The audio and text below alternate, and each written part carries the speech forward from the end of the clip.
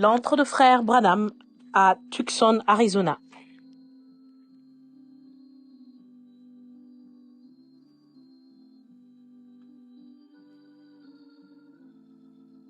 Le marque-page de frère Branham dans sa première Bible dit: la vie. Il n'y a qu'une seule vie. Elle sera bientôt terminée. Seul ce qui est fait pour Christ durera. Pour moi, vivre, c'est Christ.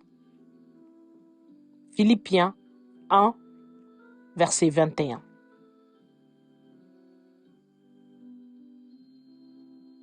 Bonjour, nous sommes le 17 décembre 2022 à Jeffersonville, Indiana. Voici une lettre de frère Joseph Branham du Branham Tabernacle. Voici maintenant frère Joseph. Cher Messie est. Nous sommes les oints de Dieu, oints de son même esprit, par les mêmes œuvres, par la même puissance, par les mêmes signes. Cela est passé d'aigle à aigle, de parole à parole, jusqu'à ce que la plénitude de Jésus-Christ soit manifestée dans chacun de nos corps. Quel que soit notre besoin physique, spirituel ou autre. Cette puissance vivifiante vit et habite en nous. Nous sommes les messiettes de Dieu. Chaque semaine, la révélation de ce message, qui nous sommes, d'où nous venons, où nous en allons, devient de plus en plus grande. Nous nous demandons, dans l'expectative, comment cela pourrait-il devenir encore plus glorieux? Comment cela pourrait-il être encore plus clair? Mais dans chaque nouvelle bande que nous écoutons, Dieu nous parle de bouche à oreille et nous révèle davantage de sa parole et nous certifie qui nous sommes. Le plus grand désir du cœur de n'importe quel croyant, c'est d'être dans la volonté parfaite de Dieu. Jamais nous ne voulons être dans sa volonté permissive. Notre cœur est brisé et nous sommes accablés si nous avons l'impression que nous avons fait quoi que ce soit qui puisse lui déplaire. Nous savons que Dieu a une volonté parfaite et nous voulons seulement être dans le programme de sa volonté parfaite. Dans ma vie, j'ai pris une position ferme en disant que je crois que la chose la plus importante que chaque membre de l'épouse puisse faire, autant les laïcs que ceux dans le ministère, c'est d'appuyer sur lecture. Je crois que c'est la seule voix de Dieu confirmée pour notre jour où on doit écouter chaque parole et y obéir. Je dis que je crois qu'il faut que les ministres remettent frère Branham derrière leur chair et qu'ils passent des bandes dans leur église, car c'est l'unique voix la plus importante que les gens doivent entendre. J'ai été beaucoup critiqué dans ma vie parce que j'ai pris cette position-là pour ce que je crois être son programme et sa volonté parfaite. Cela a été mal compris. Et on a dit que je ne crois pas aux 5 ministères d'Éphésiens 4. J'ai dit maintes et maintes fois que c'est faux. Je n'ai jamais dit cela et je n'ai jamais cru cela non plus. Il y en a beaucoup qui ont tordu mes paroles et qui disent aux gens des choses que je n'ai jamais dites ni crues. Mais ça, il faut s'y attendre. Il doit y avoir une vérité biblique de la parole. Si vous professez croire ce message, alors nous devons prendre ce que le prophète dit, car c'est l'interprétation même de la parole de Dieu, car il est le seul interprète de cette parole. Si j'ai demandé à chacun de vous, qui veut être dans la volonté parfaite de Dieu? Chacun de vous répondrait, oui, c'est le désir de mon cœur. Si nous devons examiner ce que le prophète dit être la volonté parfaite de Dieu. Note, si le message sur bande n'est pas votre absolu et que vous ne croyez pas chaque parole, cessez de lire cette lettre. Pour moi, vous n'êtes pas un croyant. Alors ceci n'est pas pour vous.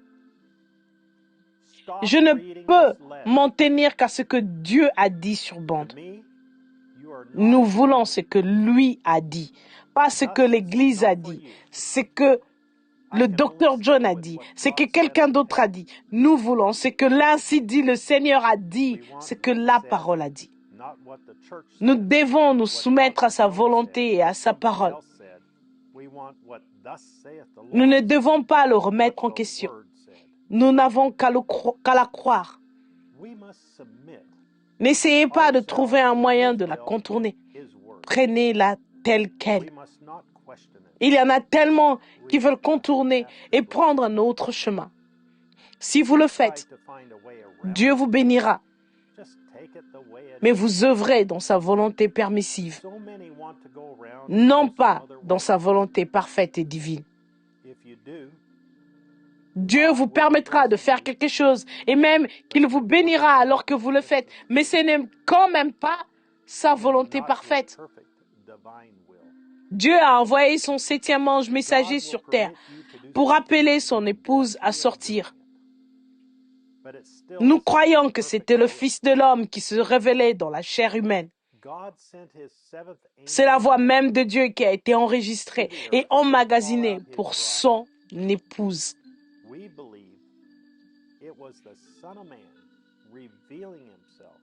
Dieu lui-même a dit à son prophète, si tu amènes les gens à te croire, rien ne pourra te faire obstacle. Il était celui choisi par Dieu pour conduire son épouse. Personne ne peut prendre sa place. Peu importe combien de Corée s'élèvent ou combien de Dathan. C'est William Marion Branham que Dieu a appelé pour conduire son épouse. C'est ça le programme de Dieu et c'est sa volonté parfaite. Si les gens ne veulent pas marcher dans sa volonté parfaite, il a bel et bien une volonté permissive dans laquelle vous laissera marcher. Eh bien, Dieu est bon. Dieu est un bon.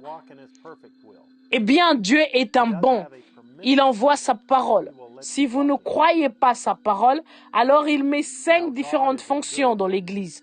Premièrement, l'apôtre, les prophètes, les docteurs, les pasteurs, les évangélistes. Ils sont là pour le perfectionnement de l'Église.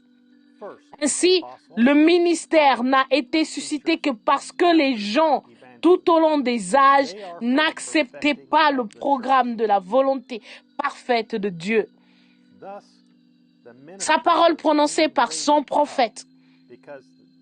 Nous devons simplement croire la parole que le prophète de Dieu a prononcée. Nous n'avons besoin de personne d'autre, ni de rien d'autre. Donc, le travail du ministère est de ramener les gens au programme de sa volonté parfaite, qui est de s'en tenir aux bandes, car c'est la volonté parfaite de Dieu.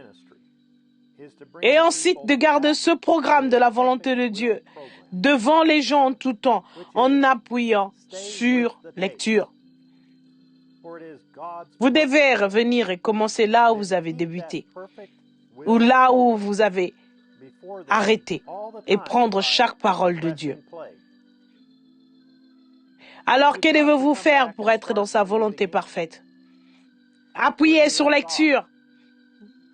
Que doivent faire les pasteurs pour être dans sa volonté parfaite? Appuyez sur lecture.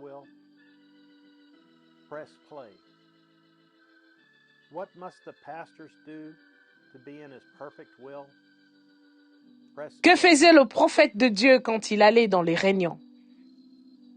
Il priait seulement pour les malades et des choses comme ça?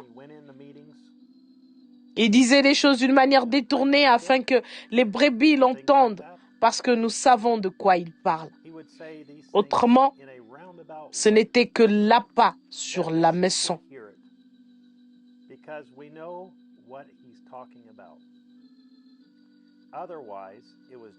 Il leur montrait des signes comme le discernement.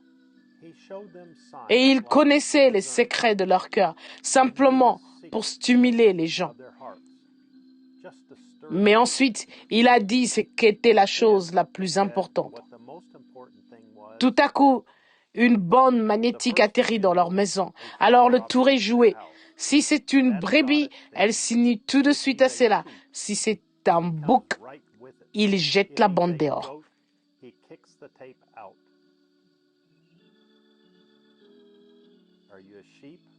Êtes-vous une brebis ou êtes-vous un bouc?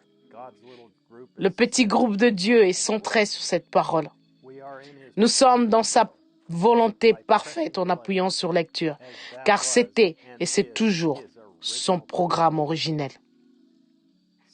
Tenez-vous-en strictement à sa parole, parce que c'est ce qui va se déclarer à la fin, la parole, mot pour mot. Quiconque en retranchera une seule parole ou y ajoutera une seule parole, cette parole doit rester telle qu'elle. Je suis tellement reconnaissant au Seigneur de savoir par une révélation spirituelle que je suis dans sa volonté parfaite, selon sa parole. Je n'y ajoute pas mon interprétation ou ma compréhension, mais j'entends de mes propres oreilles ce qui est l'ainsi dit le Seigneur et sa volonté parfaite. Je vous invite à venir prospecter avec nous ce dimanche à midi, heure de Jeffersonville, alors que nous écouterons. Arrive-t-il à Dieu de changer d'avis à propos de sa parole? Prêché le 18 avril 1965 au soir. Il y a tant de pépites dans ce message que vous serez riches dans son Saint-Esprit quand nous aurons terminé. Frère Joseph Branham. Passage des Écritures à lire avant d'écouter le message. Exode, chapitre 19. Nombre, chapitre 22, verset 31. Saint Matthieu, chapitre 28, verset 19. Saint Luc, chapitre 17, verset 30. Et Apocalypse, chapitre 17. Jusqu'à la prochaine fois de Jeffersonville, Indiana. Que Dieu vous bénisse et shalom.